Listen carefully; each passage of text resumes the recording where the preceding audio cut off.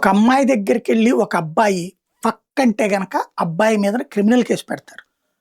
Crime కింద register చేస్తారు. వాడిని అరెస్ట్ చేస్తారు, జైల్లో కూడా పెడతారు, శిక్ష కూడా పడతది. దుర్భాష అన్నటువంటిది.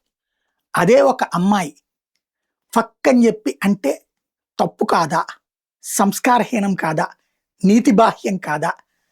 నరేంద్ర మోడీని ఉద్దేశించి ఇప్పుడు జాతీయవాద వ్యతిరేక శక్తులు, వామపక్ష భావజాలిక ఆడపిల్లలు చక్కటి మేకప్ చేసుకుని వాడుతున్న పదజాలం ఫక్ ఫక్ ఫక్ అనేటటువంటి.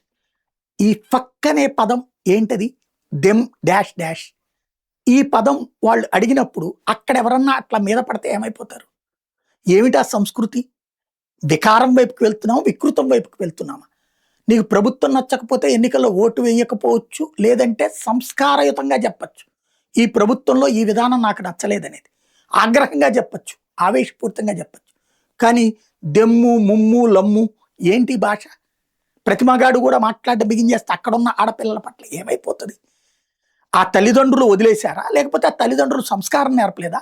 సంస్కారం లేనటువంటి జాతి మేమని చెప్పుకుంటున్నారా వీళ్ళు?